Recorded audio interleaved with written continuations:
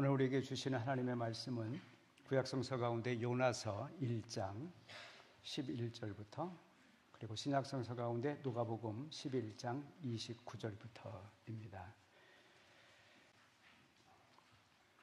요나서 1장 11절부터 15절까지 봉독합니다. 하나님의 말씀에 경청하시길 바랍니다. 바다의 파도가 점점 더 거세게 일어나니 사람들이 또 그에게 물었다.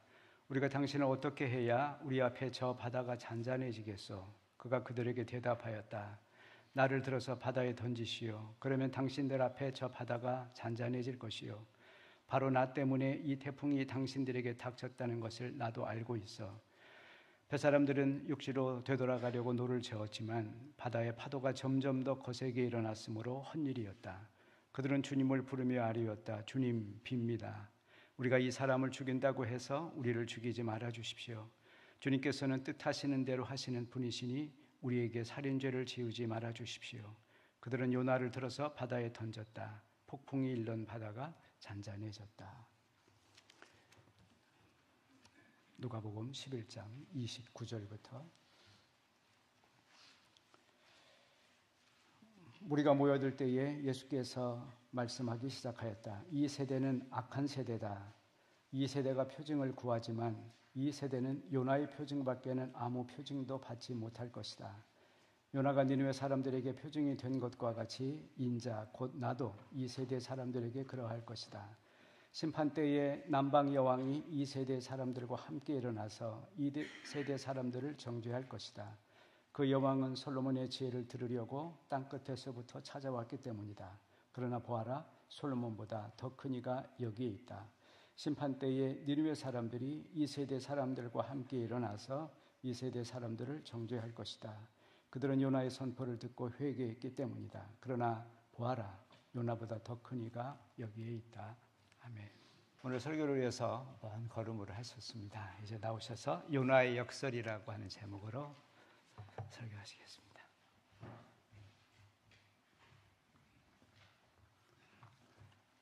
반갑습니다.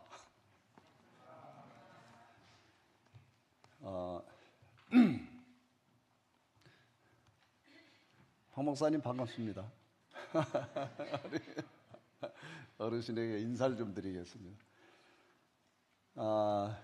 아침에 이렇게 오면서 우리 여러분 만날 생각에 들떴습니다. 약간 흥분이 돼 있는 상태인데 좀 너무 흥분이 되지 않기를 바라겠습니다. 아침에 여러분 얼굴을 뵈니까 유난히 밝으신 것 같아요. 제가 이유 3가지를 대보겠습니다.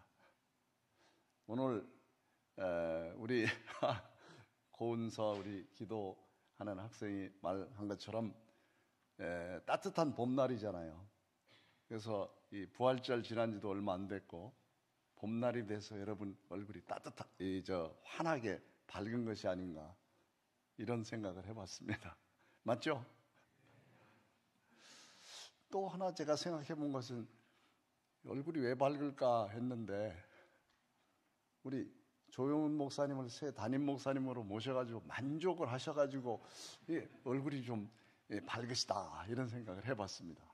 맞죠?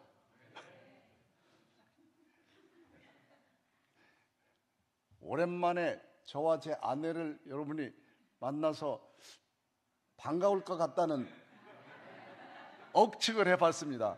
맞죠? 행복한 그런 주일이 되기를 바라면서 오늘은 그 요나서를 가지고 함께 생각해 보도록 하겠습니다. 구약의 예언자 가운데 요나는 좀 특별한 그런 예언자입니다. 그 니고데모가 아니죠. 나다나엘이죠. 나다나엘이 나사렛에서 무슨 선한 것이 날 수 있느냐 이렇게 얘기를 했는데 나사렛은 갈릴리에 있지 않습니까? 그래서 갈릴리에 예언자가 나지 못한다는 그런 말씀도 했는데 사실 요나는 갈릴리 가디 헤벨이라고 하는 곳에서 태어난 그런 어떻게 보면은 유일하게 그 갈릴리 출신의 예언자가 바로 요나입니다. 주전 8세기에 활동했다는 것으로 이제 그렇게 생각하고 있는데, 요나는 여러분 요나서를 읽어봐서 알고 또 오늘 본문을 이제 읽으면서 느꼈겠지만 상당히 좀 이해하기 힘든 부분이 많죠. 또 상징성이 상당히 많은 그러한 이제 예언서가 바로 이제 요나서가 되겠습니다. 요나는 특별한 점이 많이 있겠지만은 우선 우리에게 보면 하나님의 예언자로서 하나님의 말씀을 받아서 전해야 되는 그런 책임을 가진 예언자인데, 명령을 받고도 순종하지 않았잖아요. 그것도 아주 강력하게 그 반발을 한 그런 예언자이기 때문에 좀 특별하다, 그렇게 볼 수가 있습니다. 이스라엘에만 구원이 국한되는 어떤 그런 특별한 구원에 대한 소위 보편주의, 모든 사람에게 구원이 임한다는 그러한 보편주의를 거부한 그런 예언자가 바로 이제 요나입니다. 요나서를 읽어보면은 요나의 행동, 또 하나님의 행동, 이렇게 좀 대조적으로 이렇게 표현이 되어 있는데, 요나의 행동을 보면 한 5가지 면에서 제가 오늘은 좀 숫자를 여러 번 얘기할 것 같아요. 뭐 3번, 5번 뭐 이런 식으로 한 5가지로 한번 요나의 행동을 보면은, 특이한 점을 보면 요나는 하나님의 말씀에 불순종했죠. 아까도 말한 것처럼. 그 다음에 요나는 물고기 뱃속에서 사흘 밤낮을 지냈습니다. 또 3번째로 보면 요나는 불순종하고도 회개의 기도를 드리지 않고 오히려 그 요나의 기도를 보면 감사의 기도를 오히려 드리고 있는 그런 모습을 볼 수가 있습니다. 4번째로 사흘길이 걸리는 이 니느웨를 가서 하루 동안만 복음을 전하는, 심판을 전하는 그러한 행동을 했습니다. 마지막으로 니느웨가 회개를 했는데 화를 엄청나게 내는 걸 볼 수가 있습니다.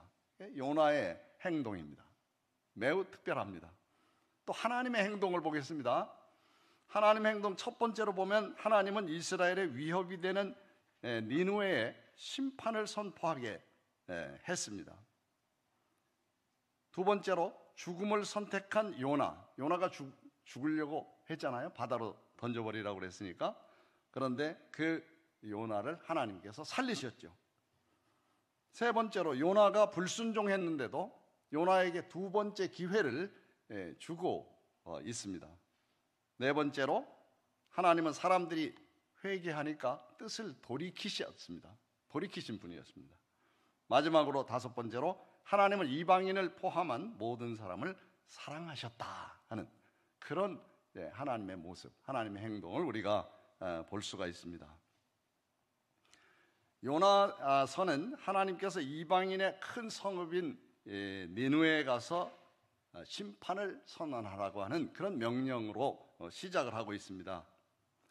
이스라엘의 대적인 니느웨가 회개하기를 원하지 않았던 그 요나는 그것을 이제 거부하고 있죠. 하나님의 명령에 순종하고 싶지 않았다, 이렇게 이제 볼 수가 있겠습니다. 좀 특별한 예언자죠.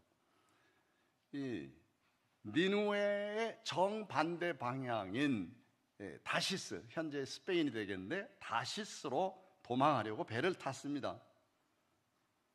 그러면 이제 하나님도 좀 처음에 생각을 접으실 수도 있는데 다른 사람을 들어가지고 하나님의 뜻을 실현하려고 그렇게 생각했을 수가 있는데, 하나님께서 뜻을 꺾지 않으신 것을 볼 수가 있죠.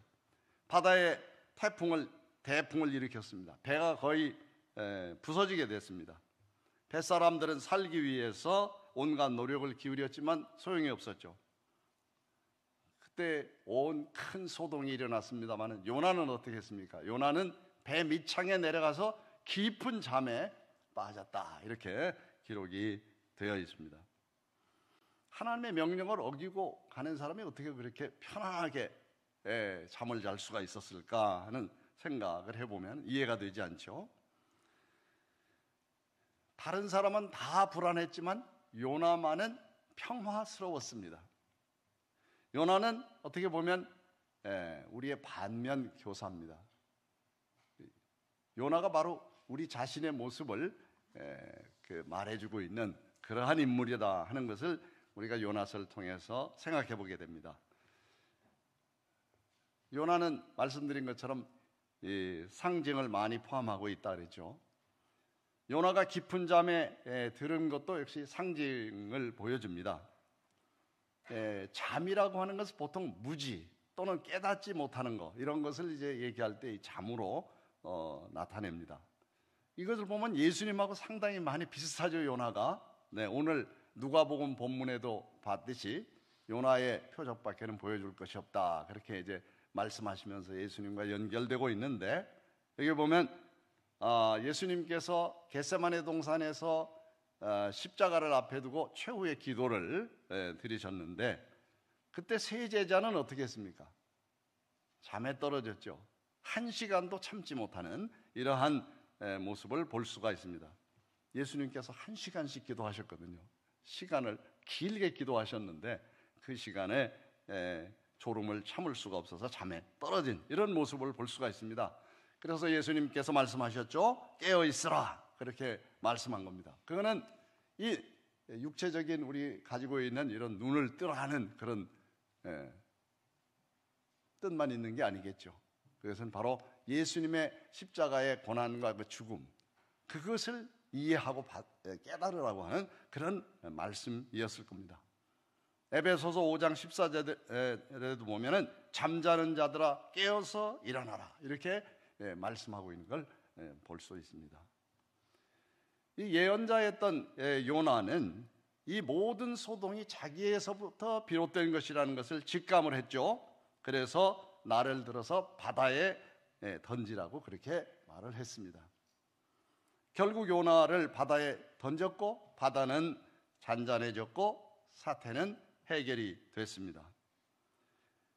요나는 하나님의 명령을 어겼기 때문에 죽어도 좋다는 생각을 했습니다.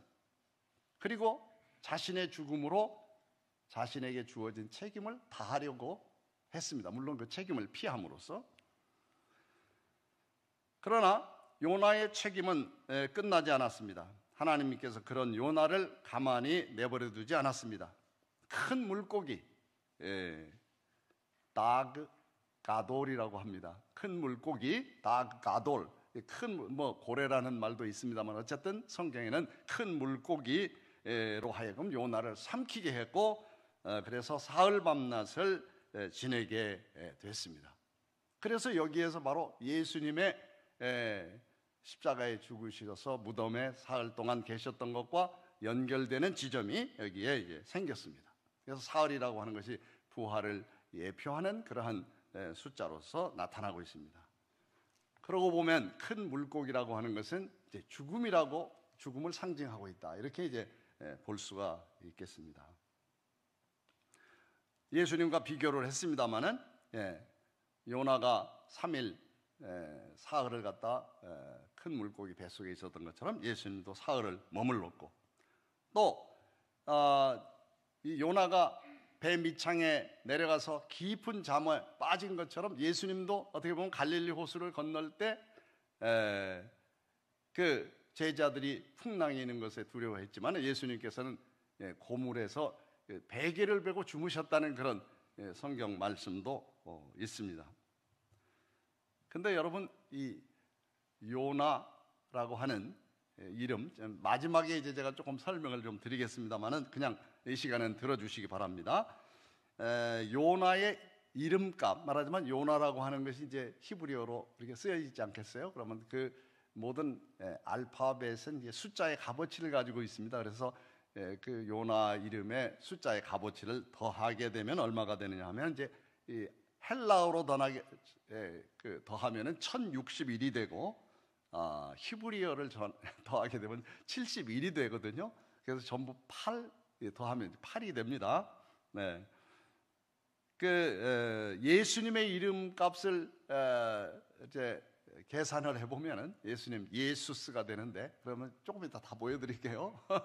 이게 888입니다. 이제 8이라고 하는 것이 이제 그 대표적인 이제 숫자가 됩니다. 지난번 와서 설교할 때도 숫자에 대한 얘기를 좀 한 것 같습니다. 우리 수학과 교수님들도 계신데 조금 뭐 하긴 한데, 유천성 교수님은 숫자에 대한 책도 쓰신 걸로 알고 있는데 나중에 저한테 하나 주셨으면 좋겠어. 좀 참고하게. 제가 그 숫자에 관련된 책을 한 2권 번역을 했는데, 이제 그런 것과 이제 연관돼서 이 숫자의 요소에 조금 빠진 감이 좀 있습니다. 그래서 참고로 들어주시면 되겠습니다. 예수님은 언제 부활하셨죠? 안식일 지나서 첫날에 부활하셨잖아요. 그래서 첫날 부활, 일주일이 지나고 그 다음 날 부활하셨기 때문에 제8일에 부활하신 거잖아요. 그래서 이 8이라고 하는 것은 부활의 의미가 있습니다. 제8일, 새롭게 시작하는 일주일이죠. 그래서 8은 부활 또는 구원, 이런 것을 또는 갱신, 어떤 이런 의미가 있습니다. 자, 요나는 물고기 뱃속에 들어갔다가 나왔을 때 똑같은 명령을 하나님께로부터 받지 않습니까? 네. 그래서 이것을 생각해 보면 바로 하나님의 깊은 은혜를 우리가 느낄 수가 있습니다. 요나가 불순종했을 때 다른 사람을 통해서 또는 다른 방법을 통해서 다른 기회를 통해서 하나님의 뜻을 이루실 수도 있었는데, 요나에게 오셔서 요나를 살리셔서 요나에게 재차 똑같은 명령을 하고 계시는 거죠. 요나도 보통 고집이 아닙니다만은 하나님께서도 고집이라면 좀 있으신 것 같아요. 그렇죠? 네, 그래서 요나를 끝까지 놓지 않고 있는 이런 모습을 보게 됩니다. 상황이 변하고 시간이 지나도 하나님의 선하신 뜻은 변하지 않는다 하는 것을 우리가 생각하게 됩니다. 그러나 우리는 어떻습니까? 하나님의 뜻이 변하길 바라고 특별히 또 기도할 때는 우리 뜻대로 좀 바뀌었으면 좋겠다, 그렇게 생각하는 것이 이제 보통이죠. 자, 요나가 이 2번째 기회를 얻게 된 것을 보면은 마치 이 베드로가 이제 예수님을 몇 번 부인했죠? 3번 부인했지 않습니까? 그리고 나서 베드로에게 예수님께서 나타나셔서 베드로를 용서하시고 회복시키시고 똑같은 명령을 베드로에게 주고 있습니다. 그렇죠? 요한복음 21장에 보면은 그런 말씀을 우리가 볼 수가 있지 않습니까? 내가 나를 사랑하느냐? 그렇게 물으시면서 3번 부인한 것을 용서하시면서 회복시키시는, 그리고 이제 내 양을 먹이라.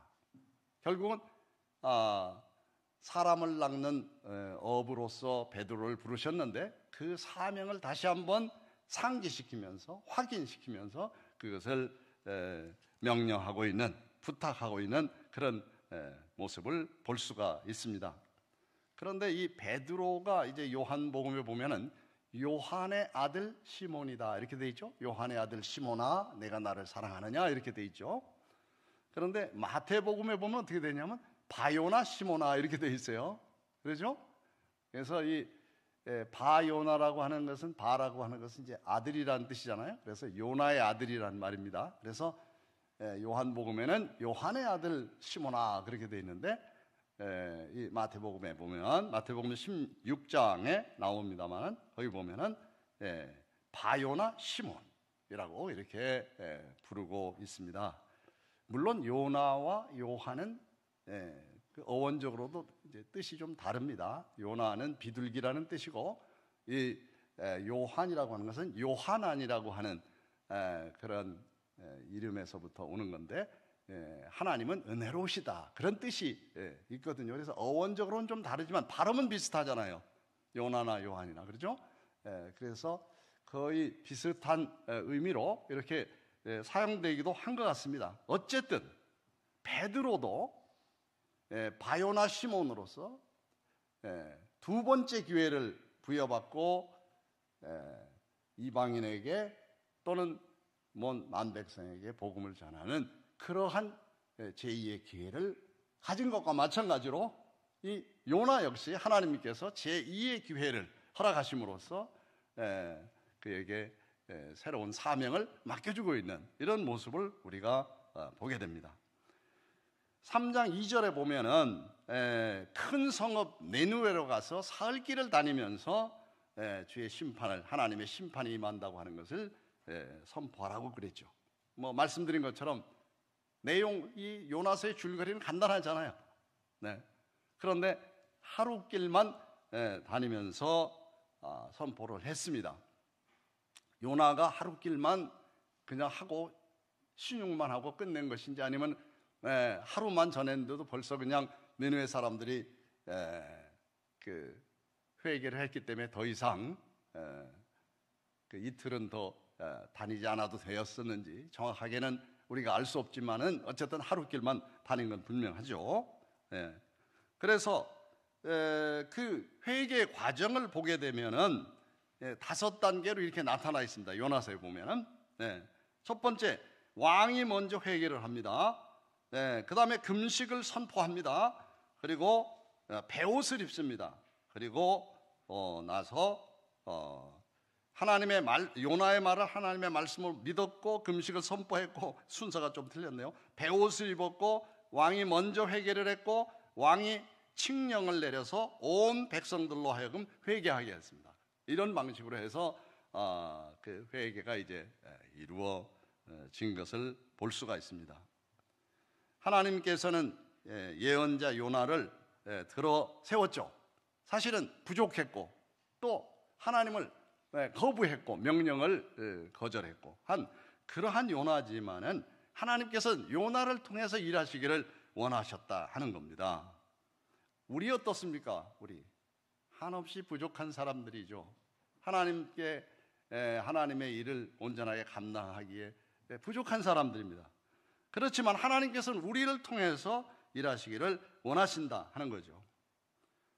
우리가 사는 이 세상 어떻습니까? 아까 우리 기도자가 참 기도하는데 우리 젊은이로서 이 세상에 참 공정하고 정의로운 그런 바람직한 사회가 되기를 위해서, 이상적인 참 그런 사회가 되기를 위해서 기도하는 그 마음을, 그 젊을 때 저의 마음을 읽는 것처럼 그것이 느껴졌습니다. 예언자의 그런 말을 듣는 시대가 아닙니다. 우리 세상이.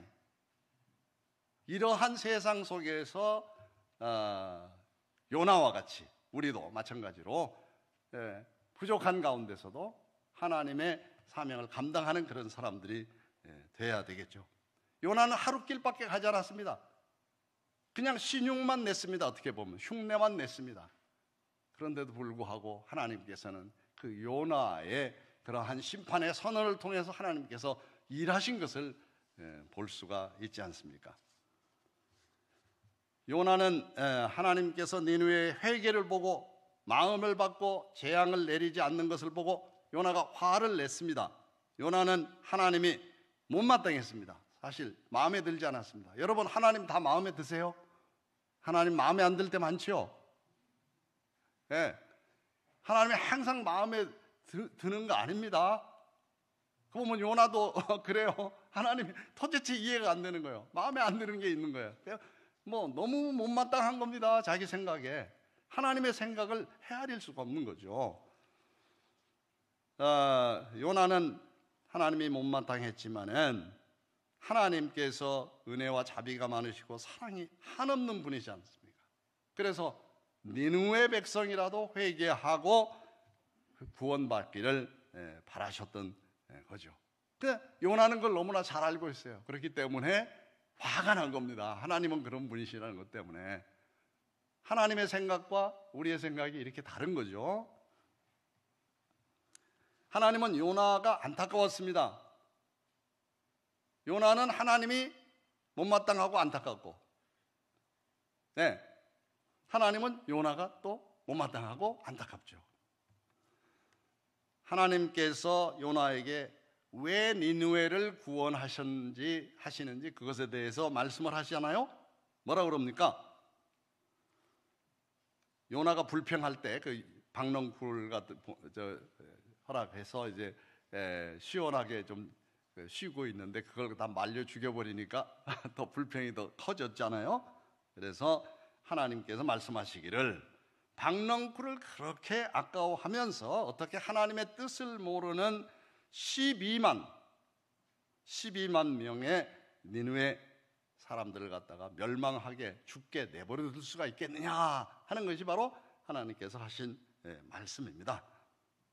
12만이라고 하는 것은 그 니느웨 백성의 이제 대체적인 물론 숫자가 되는데, 그러면서도 12라고 하는 것은 이게 12지파나 12사도나 뭐 그런 것처럼 12이라고 하는 것은 온 세상을 다 뜻하는 그런 의미가 되거든요. 그래서 이 모든 구원의 대상이 되는 세상 사람들 전체를 여기에서 그렇게 표현하고 있다, 이렇게 볼 수가 있습니다.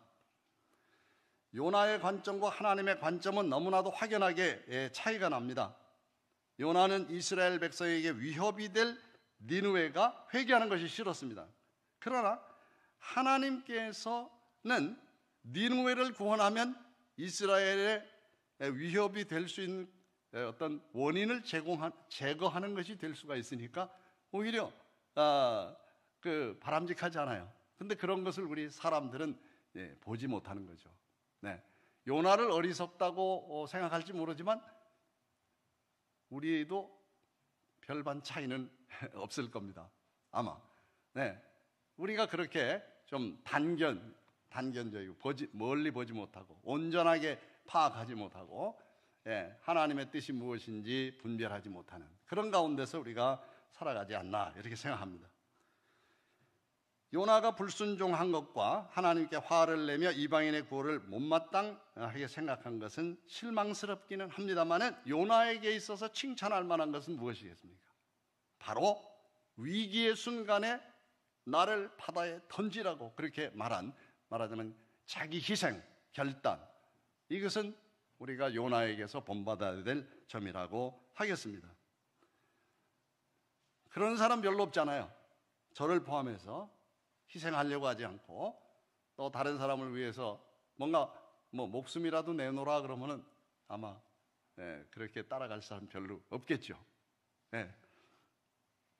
성경에는 희생적인 그러한 결단, 그런 용기를 보여주는 예가 상당히 있습니다. 그 중에서 제가 5가지를 여러분에게 예를 좀 들어드리겠습니다. 첫 번째, 아브라함을 보죠. 아브라함은 어땠습니까?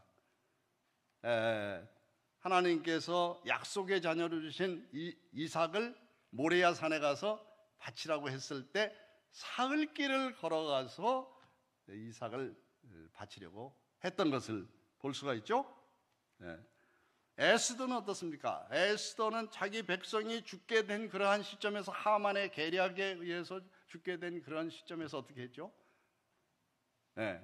처음에는 주저했습니다. 왜냐하면 왕 앞에 그저 부르지도 않았는데 나가게 되면 이제 죽게 되잖아요.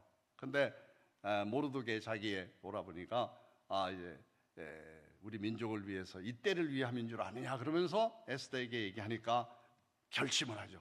그리고 3일을 금식해달라고 부탁을 합니다. 자기도 물론 금식하지만 3일을 금식한 다음에 내가 죽으면 죽으리라 하면서 왕 앞에 나아간 그런 모습을 우리가 볼 수가 있습니다. 다니엘은 어떻습니까? 다니엘은 바벨론 왕이 조서를 내려가지고 다른 신께 기도하거나 예배를 드리지 못하게 했는데도 불구하고 예루살렘을 향해서 하루에 3번씩 기도를 했습니다. 죽을 것을 알고도 그렇게 한 것을 볼 수가 있습니다. 바울은 어떻습니까? 신약에 와서 바울을 보면은 바울이 이제 마지막으로 그 예루살렘으로 가서 체포가 되잖아요. 근데 그것을 사실은 체포가 될 수도 있다, 생명의 위협을 받을 수 있다고 하는 것을 바울은 알고 있었습니다. 사실은 그것을 느끼고 있었습니다. 그래서 그것을 바울만이 아닙니다. 바울의 제자들, 또 바울이 세웠던 그런 교회에서도 바울이 이게 상당히 위험한 지금 지경에 빠졌다라는 것을 알고 있었어요. 그래서 바울은 사실은 예루살렘에 가면 죽게 됩니다. 그런데 3번이나 그것을 말하자면 그것을 피할 수 있는 3번이 피할 수 있는 기회가 있었어요. 바울에게. 성경을 읽어보면은 사도행전 20장 36절에 보면은 에베소 장로들이 이제 밀레도에 오게 되죠. 거기에서 만류를 합니다. 목을 끌어안고 울면서 그렇게 하는 얘기가 나옵니다. 거의 뭐 직접 만류했다는 건 없지만 만류했죠, 사실은. 그래서 그게 첫 번째고 밀레도에서 있었던 일이고, 그 다음에 이제 계속해서 진행을 하다 두로, 그러니까 그 팔레스타인 땅에 도착을 합니다. 두로의 첫 번째 항구에 도착을 하죠. 거기에서 일주일을 머뭅니다. 두로에서. 근데 거기에서 제자들이 바울을 만류합니다. 못 가게 합니다. 근데도 바울이 또 가는 거예요. 그래서 이제 두로에서 내려와서 가이사랴 쪽으로 내려오거든요. 가이사랴에서 또 아가보라고 하는 예언자가 그때는 이 상징적인 행동을 하면서 바울이 가면 이렇게 죽는다 하는 그런 얘기를, 결박을 당한다는 것을 보여주는데도 불구하고 바울은 계속해서 나아가죠. 하는 말이 이렇습니다. 주 예수의 이름을 위해서 예루살렘에서 결박을 당할 것뿐만 아니라 죽을 것까지도 각오하고 있다, 이러면서 결연하게 예루살렘을 향해서 바울이 나가고 있습니다. 무엇보다도 뭐 예수님을 우리가 빼놓을 수 없죠. 예수님이 3번 부인을 당했습니다. 베드로에게 부인당했습니다. 그리고 십자가에서 죽으셨습니다. 그리고 3일 만에 부활하셨습니다. 우리 중에 누가 이러한 희생적인 행동, 이런 것을 할 수가 있겠습니까? 쉽지 않죠? 문제와 해결책을 우리는 대개 밖에서부터 찾습니다. 누가 잘못했냐, 눈을 다른 사람에게 돌리는 그런 경우가 많이 있습니다. 그러나 사실은 문제는 우리에게 있고 우리에게서 해결책을 찾을 수가 있다고 생각을 합니다. 다른 사람보다 먼저 나서서 나를 바다에 던져라, 그렇게 요나가 말했는데, 우리 역시 그런 때가 되면 그렇게 할 수 있겠습니까? 아까 말씀드린 것처럼 요나의 이름은 그 뜻은 비둘기라는 뜻이 있는데요, 평화죠. 비둘기는. 요나는 어떻게 보면 역설적인 메시지를 우리에게 보여주고 있습니다. 요나는 반대 방향으로 갔고요, 그리고 배 밑창에서 평화롭게 잠을 잤습니다. 비둘기처럼 평화롭게. 그리고 니느웨가 회개하니까 화를 벌컥벌컥 내고 있습니다. 하나님의 뜻과는 정반대, 거꾸로 가는 그러한 요나의 모습을 보게 됩니다. 하나님께서는 우리에게 책임이 있다는 것을 요나의 이름을 통해서도 말씀해 주지 않나, 이런 생각을 해봤습니다. 조금 우스갯소리 비슷한 얘기도 될 수가 있겠습니다만, 요나의 이름을 거꾸로 하면 어떻게 되죠? 여러분 어떻게 주저하시네요? 주저하시네. 예. 왜 주저하죠? 요나 거꾸로 해보세요. 나요. 여러분, 그래서 영어로 해보니까 또 어떻게 됩니까? 영어로는 요나를 조나라고 하죠. 거꾸로 하면 나죠. 예, 이게 물론 조금 우스운 얘기일 수 있지만은 나에게 책임이 있다는 것을 그 요나의 이름을 통해서 보여주는 거 아닌가, 특별히 우리나라 사람들한테 그런 생각을 해봤습니다. 나 자신, 내게 책임이 있고 나 잘하면, 내 혼자 잘하면은 뭔가 많은 것을 해결할 수가 있는데 이제 그러지 못하고 있는 우리의 삶이 아닌가, 이런 생각을 해봅니다. 자, 이제 하나 보여드릴게요.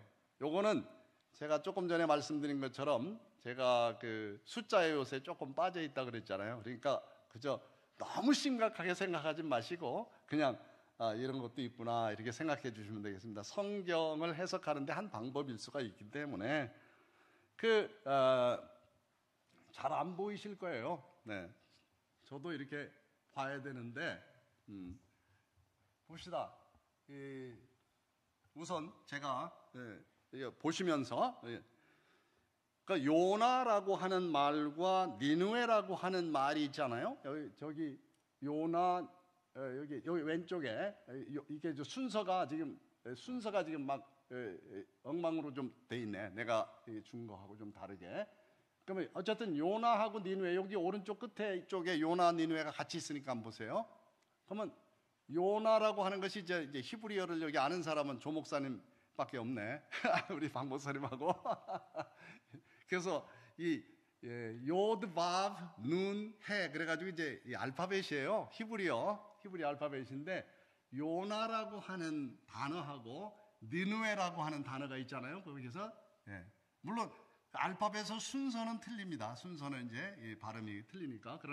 그러나 요나와 니느웨라는 그 두 단어가 차이가 있어요. 알파벳의 차이가 있는데 뭐가 차이가 있죠? 하나 뭐 차이가 있는 것 같죠? 하나 더 있는 것 같죠? 니느웨가 하나 더 있죠? 니느웨가 하나 더 있는 건 뭐냐면 맨 앞에 있는 오른쪽에 있는 것을 여기 이제 히브리어는 오른쪽에서부터 왼쪽으로 씁니다. 그래서 맨 오른쪽에 있는 단어 이렇게 하나만 구부러진 거 있잖아요. 이렇게 그것이 눈이라고 하는 거예요.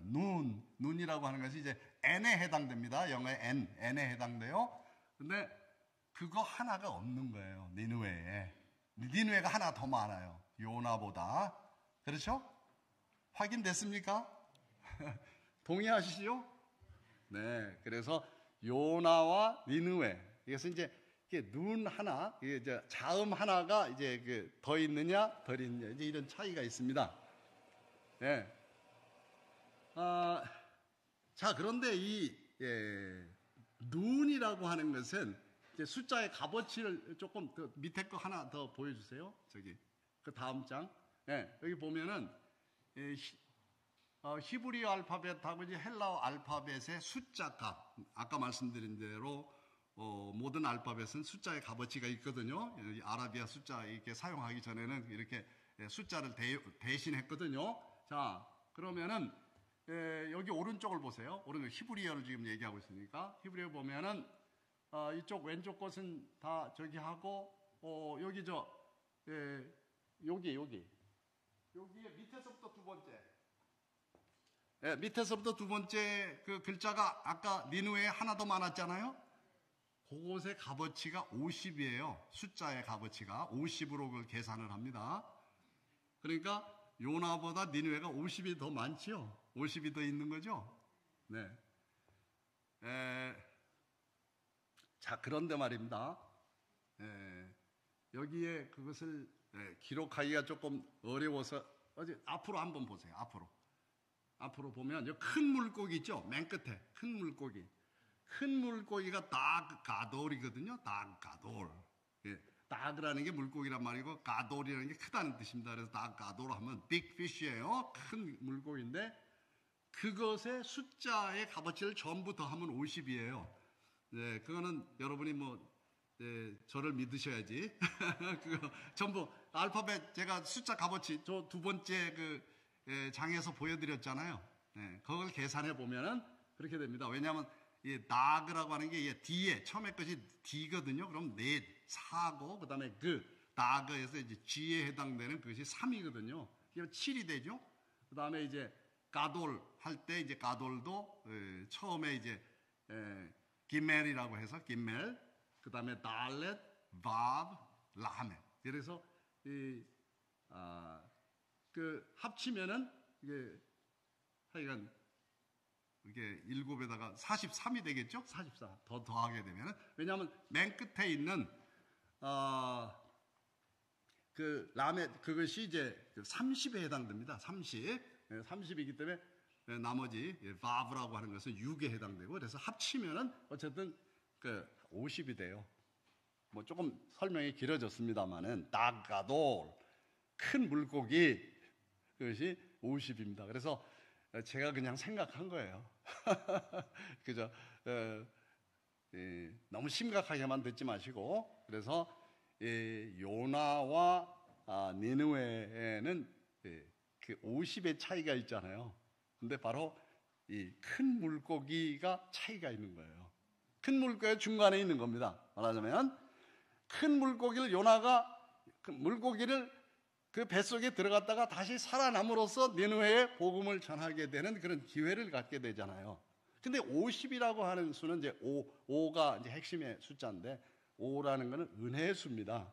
5라는 것은 왜냐하면 이 세상수라고 하는 것은 4거든요. 4 동서남북도 있고 봄, 여름, 가을, 겨울도 있고 그래서 이제 세상수라고 합니다. 4를. 그래서 4에 이제 하나를 더하게 되면 5가 되잖아요. 그래서 1이라고 하는 건 이제 하나님을 나타낸다 이렇게 보면은 은혜, 하나님의 은혜가 더해진다. 그래서 5를 보통 이제 성경에 그런 예가 많이 있어요. 그래서 이제 그 하나님의 은혜죠. 말하자면 큰 물고기라고 하는 것은 아까 죽음을 나타낸다, 상징한다 그랬죠. 왜냐하면 물고기 뱃속에 들어갔으니까 죽었다가 다시 살아났잖아요. 그런데 그 죽음이라고 하는 것은 하나님의 은혜입니다. 하나님의 생명이 주어지기 위해서는 죽음을 통과해야 돼요. 바로 큰 물고기를 통과하지 않으면 안 되는 겁니다. 그것을 이 단어의 어떤 알파벳의 숫자 값을 통해서 이렇게 볼 수 있지 않나 이런 생각을 해봤습니다. 네. 그래서 여기에 뭐 다른 것도 있는데 그 너무 이제 복잡하니까 제가 설명 안 하겠습니다. 이제 그만하겠습니다. 네. 그래서